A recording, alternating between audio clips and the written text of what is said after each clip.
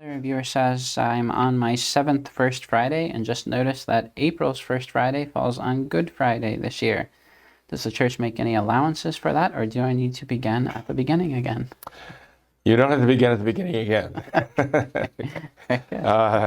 The church certainly does make allowances for that. And the allowance is this, that when First Friday of any month of April is Good Friday, then it's as though it doesn't count. It's simply, traditionally, one cannot receive Holy Communion on First Friday.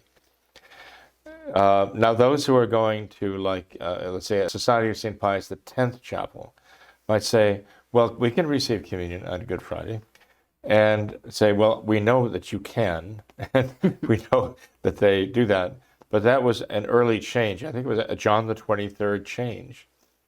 And it was a very, very significant change that helped get the ball rolling toward the Novus Ordo and the rejection of the traditional practice. In fact, when John the 23rd changed that, it was extremely controversial, and it was like a shockwave went throughout the Catholic faithful, because everyone knew you just did not receive Holy Communion on Good Friday. The only one who received communion was the priest who was offering the Mass of the pre-sanctified, so-called, and that is where he received the host that was consecrated the night before at the Mass of Holy Thursday, okay, which was kept over in the altar of repose for adoration, like in the Garden of Gethsemane overnight, and then brought back to the main altar and there consumed.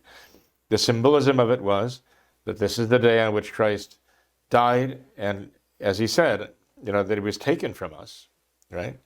And we feel that very acutely. And again, we're trying to, in a sense, relive those moments and trying to live what our Lord told his apostles and what they felt, and so on.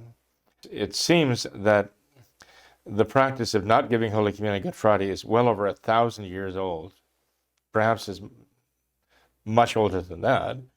Anyway, when John the 23rd didn't reverse it, he just changed it. He just instituted giving the faithful communion on Good Friday. It was a shock, and it was startling. People were asking, well, how could they change that? All those centuries, all those generations of Catholics understood that this was not done, and they understood why. Now all of a sudden, it's perfectly fine, and even the right thing to do. See how it start messing with people's minds and saying, well, what's next? What's next? So the fact that there are traditional Catholic priests of traditional Catholic groups who are using this John the 23rd change, this is not a good thing. It was a major step toward the Novus Ordo and away from the traditional practice. But in any case, the Church, all during those times, in honoring the First Friday, especially since St. Margaret Mary in 1680s, 81, 82, 83, brought that great devotion of the 9 First Fridays from heaven, came to her, and she brought it then on to the authorities of the Church, who spread it throughout the world. They understood that when there was a Good Friday falling on First Friday, a Catholic did not receive.